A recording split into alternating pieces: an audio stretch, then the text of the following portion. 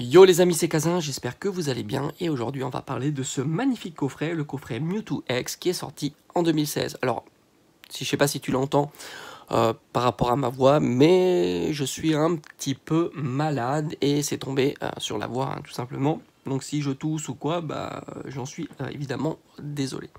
Alors il faut savoir que c'est un coffret qui est sorti en 2016 à l'époque de la série XY Evolution et c'est un coffret qui a eu beaucoup de reprints sur ce coffret là et justement ça a son importance et on le verra spécifiquement pour cet item. Alors normalement celui-ci, je dis normalement parce que comme tu t'aperçois, malheureusement on n'a pas accès aux deux boosters qui sont sur les côtés parce que c'est l'inconvénient de ce genre de coffret.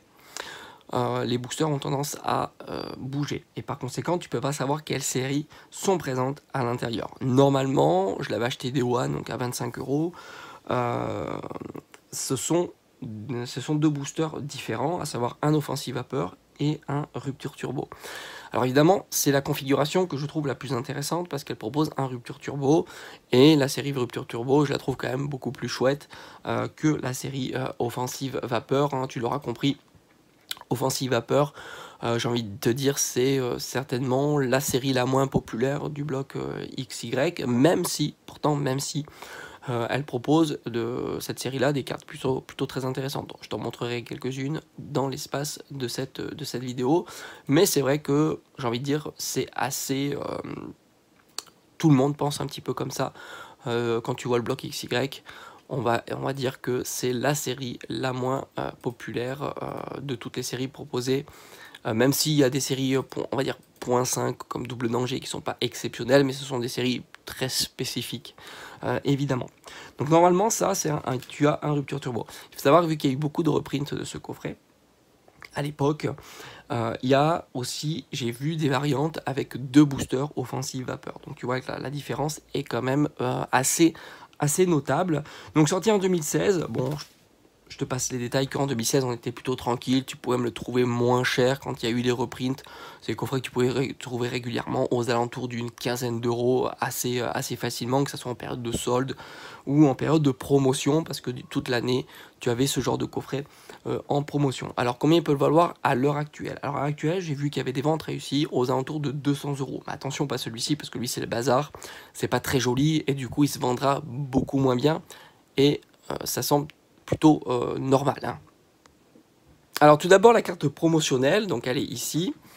J'en ai une qui est en bon état, donc ça c'est plutôt intéressant, parce qu'il faut savoir le gros problème de ce genre de coffret, je vais te le montrer justement en direct sur ce coffret là, c'est que la carte promo, même si elle est issue de coffret, tu n'es jamais sûr d'avoir une bonne carte promo en très bon état, parce que tu verras la méthode de fixation est juste catastrophique.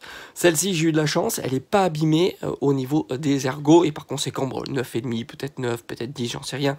Mais en tous les cas, elle est en état mint, ça c'est une évidence.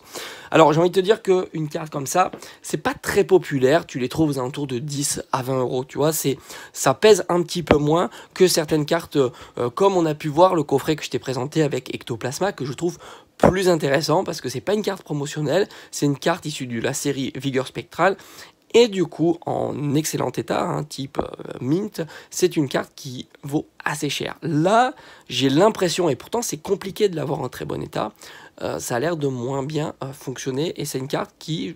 J'ai vu des ventes réussies entre 10 et 20 € grosso modo. Donc c'est pas énorme pour une carte de 2016 et dont on a vu certaines cartes qui ont des potentiels bien plus importants. On retrouve la Jumbo, mais là c'est pareil, ça vaut pas grand chose. L'intéressant du moment, c'est évidemment les deux boosters XY Evolution que tu retrouves dans ce coffret. C'est une série qui a explosé en 2021, c'est clair, je t'en ai fait d'ailleurs une vidéo, j'étais un des précurseurs en te disant attention, la série est en train d'exploser, le booster était entre 10 et 15 €, je t'ai dit ça va continuer, c'est ce qui s'est passé aussi avec la série Génération, puis tu as connu la suite. À l'heure actuelle, des boosters, on va dire loose, mais non triés, non pesés, on doit être aux alentours d'une cinquantaine d'euros, peut-être légèrement plus cher. Dans les boosters XY Evolution, qu'est-ce que tu peux retrouver? C'est que tu peux dropper le Dracofeu holographique, la réédition, et c'est ce qui, évidemment, plaît beaucoup dans cette série-là, sans compter qu'une holographique a tendance à tomber assez régulièrement, et tu peux même l'avoir en version reverse holo, donc ça c'est plutôt sympa. Mais il n'y a pas que ça, puis il y a aussi des cartes magnifiques, des full art, des gold, des cartes Dracofeu aussi très présentes dans la série, donc c'est vraiment une magnifique série. Et pourtant en 2021, quand ça a commencé à prendre, les cartes n'étaient pas aussi chères que ça, mais c'est comme ça, il y a eu une explosion des prix, on va dire en milieu d'année 2021. Point de vue des autres boosters, donc Offensive Vapeur, je t'ai dit, c'est une série qui n'est pas spécialement populaire, mais il y a de la marge de progression, c'est ça aussi qui est assez intéressant. C'est un booster que tu peux trouver en non pesé, non trié, aux alentours de 20 €. Mais attention, c'est à prendre avec des pincettes, tu peux toujours trouver un petit peu moins cher, surtout dans les formats type enchère, puisque là, on va dire que ça te donne une réalité plus précise de la tendance du moment, hein, évidemment. Pour moi, Offensive Vapeur, c'est une belle série parce que tu retrouves des Pokémon qui sont plutôt populaires puisqu'on a du Steelix, du Volcanion et aussi du Gardevoir avec de très jolies cartes alternatives secrètes. Franchement, j'aime beaucoup cette série-là. Elle est ultra peu chère. Je dis pas sous-côté parce que sous-côté ça veut pas dire grand-chose. C'est pas moi qui cote les cartes, c'est tout simplement le moment. Elles sont pas si populaires que ça et ce qui fait que ces prix-là sont plutôt modestes.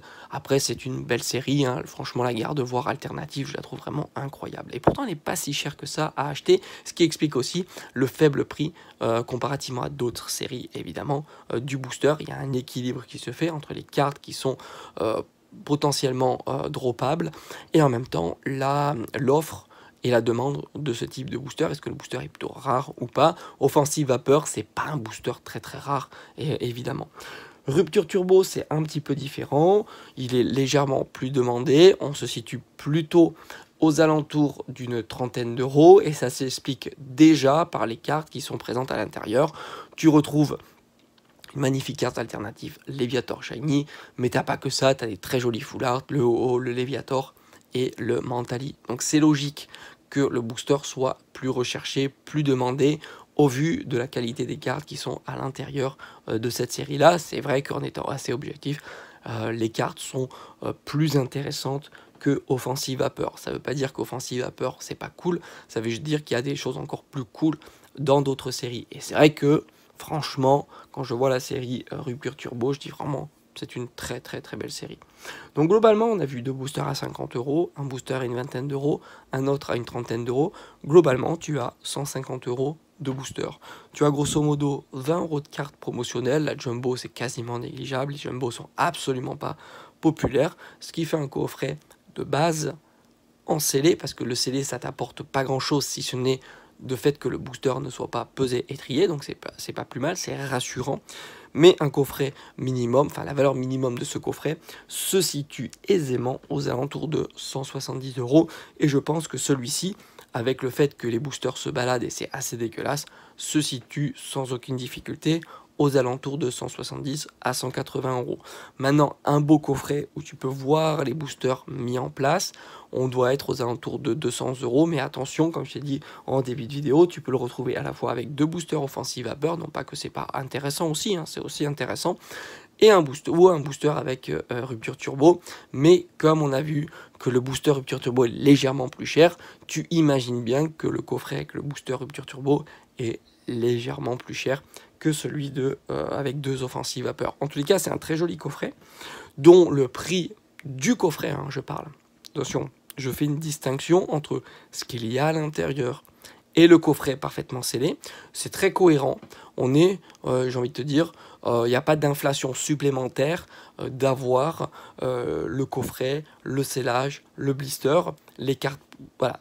Il n'y a pas vraiment d'augmentation de prix entre le scellé et la composition du coffret. Tu t'aperçois qu'on est aux alentours de 200 €, ce qui est grosso modo le contenu du coffret. Donc c'est assez intéressant de voir que sur beaucoup de coffrets, tu as un prix du scellé qui se situe quasiment systématiquement au niveau du prix de ce qu'il y a à l'intérieur, alors que sur certaines séries, par exemple un exemple tout bête, une ETB épée bouclier de base, le prix est complètement déconnecté, mais vraiment complètement déconnecté de ce qu'il y a à l'intérieur. Puisque tu as 8 boosters épée bouclier de base, ça doit valoir, allez, peut-être 15 € le booster, même pas, et pourtant le TBO vaut peut-être 500 à 1000 €, donc évidemment on est hyper loin du prix du scellé comparativement au prix de ce qu'il y a à l'intérieur. Là, sur des coffrets comme ça, et pourtant la disponibilité est plutôt faible, on ne peut pas dire que ce coffret soit